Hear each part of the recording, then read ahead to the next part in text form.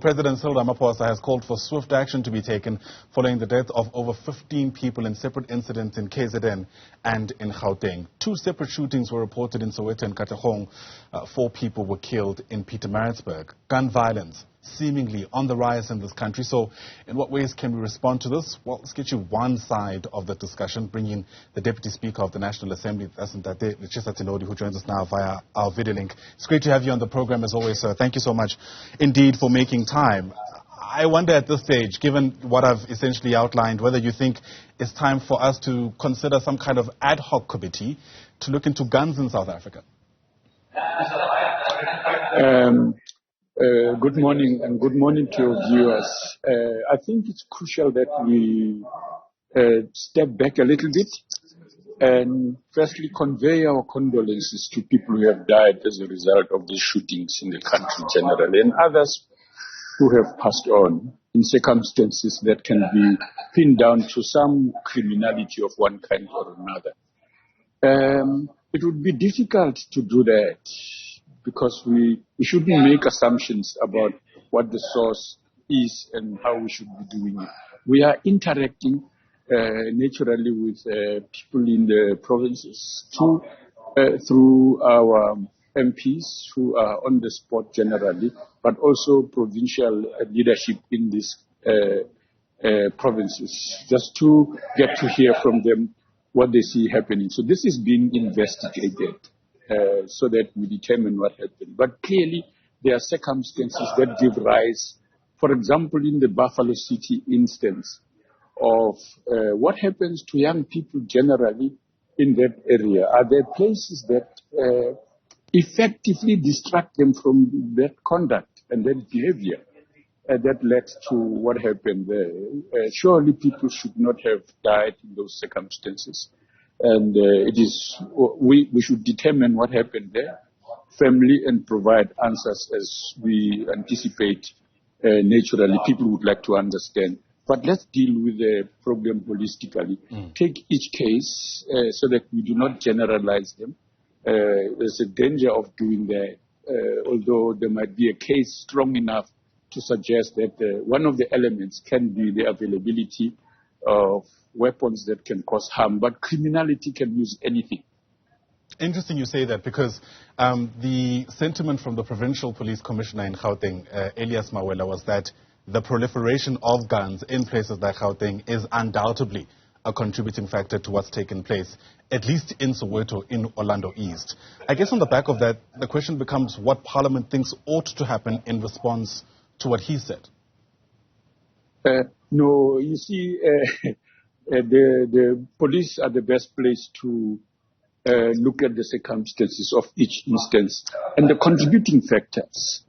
That's a valid point. Parliament, I speak on behalf of Parliament, but remember that we have not yet looked at the matters properly so that we can arrive at a considered perspective. But clearly,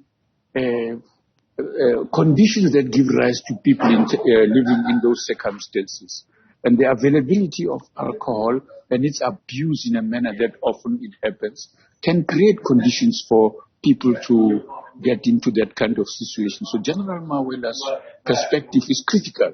They are on the spot, always looking at what gives rise to these things, and they come to the conclusion that a factor such as the availability of guns, including those that are stolen, is in fact one of the factors. But that's not the only factor. We must remember that we have a number of factors to look at, that if we don't deal with them, if we don't go to the roots of the problems, these things will continue to happen using different things, if I may put it that way. Do you think this moment does warrant some kind of coordinated response from Parliament?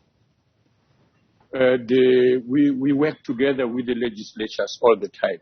The committees that are responsible for oversight will look at it and will give us advice as to whether an ad hoc committee or a committee that deals with those issues working together with others can produce the best result. When the report arrives on our desks, so to speak, and brought by people who are on the spot, who are working on this thing, Only then will we be in a position to make decisions one way or another.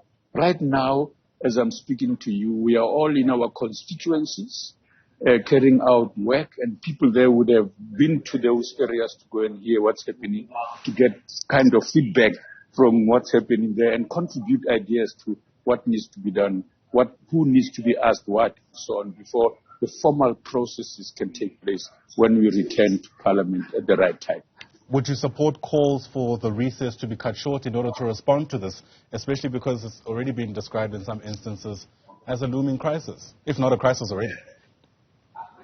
No, I wouldn't. There's a multiple crises that we have to attend to. We have to first consider that together, and that's what should be informing us, so that we do not also give space and move away from what's happening, so that we get the reality of what's happening. We are interacting this time around in a more considered manner by being present with people on the ground and looking at these things. We are often there, but infrequently, because we have to attend formally to the processes of Parliament in Cape Town and in the legislatures too. So we must coordinate our work so that we do not trample on each other and we do not create problems as if these matters are not being considered.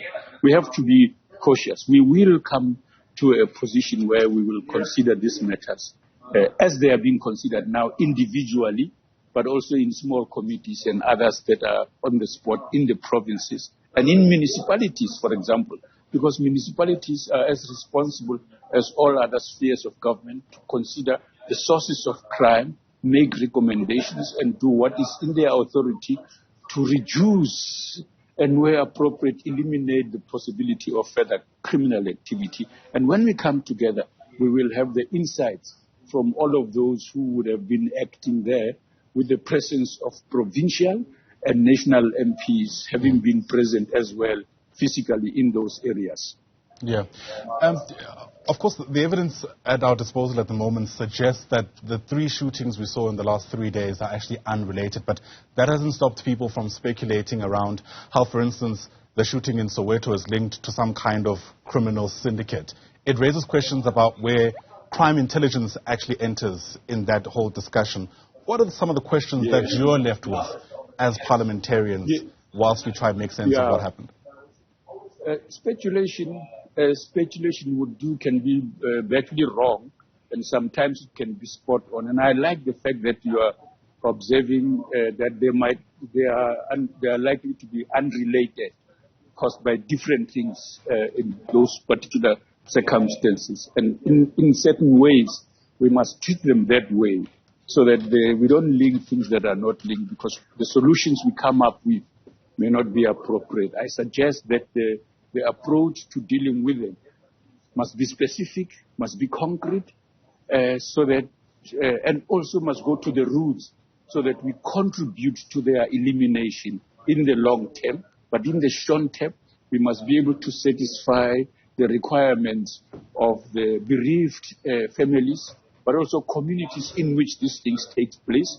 And also we ease the pressure under which the police and, or rather the overall security teams that be relieved of the problems by firstly effectively producing a coordinated approach that is informed by the real reasons that have been investigated, to be able to inform how we effectively approach the solution in the long term, but in the short term, as I suggested, deal with the immediate requirements of families, but also of communities and neighborhoods in which these things take place, where people, as we speak now, are frustrated, are angry, and often mourning already those who have lost their loved ones and so on. So we have to be mindful of all of those.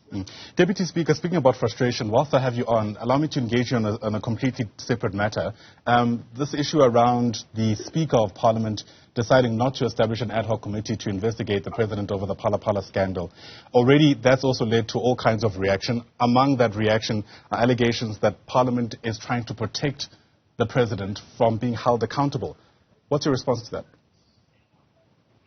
Well, you correctly point out that it's a completely separate issue.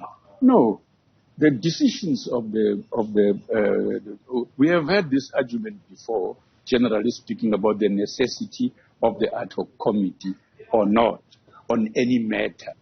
And so we expect that not all decisions that the presiding officers make will be by elation accepted. They will often not be seen as appropriate and so on.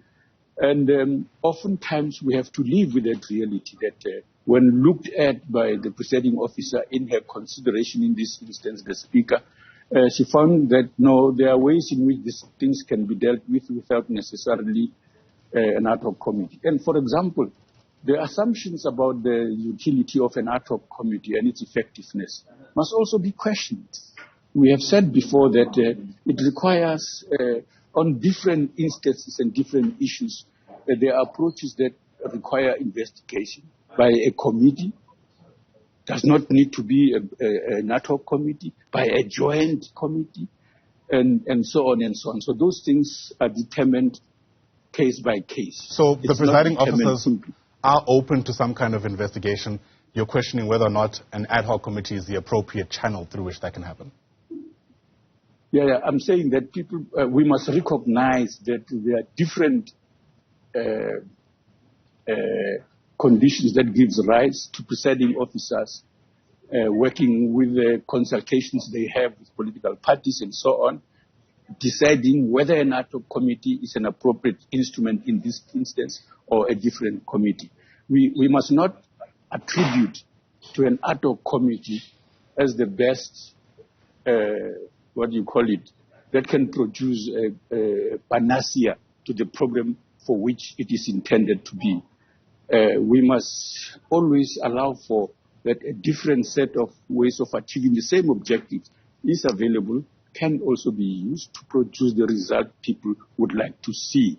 Okay. It's not avoiding doing that. It's which instrument can be the most appropriate for doing that. That's the issue really. I take not getting away from it. Yes. Gotcha. I take it your response is yes. You are open to an investigation. To an investigation? For what? Well, to Parliament looking into this. The Parliament will ultimately look into these matters because they act with people who act within Parliament. So at an appropriate time, when a decision has been made about how to deal with it, that decision will be taken. So there's no question. I don't need to be persuaded. Right. Or Parliament be persuaded. Okay. Yes. Great to have that clarity. Deputy Speaker, thanks for your time as always. I appreciate it. Lechesa Tsenoli is the Deputy Speaker of the National Assembly. So there you have it. Some clarity. Parliament is open to looking into the Phala Phala scandal. It's just a matter of whether or not an ad hoc committee is the appropriate way to conduct that oversight inspection.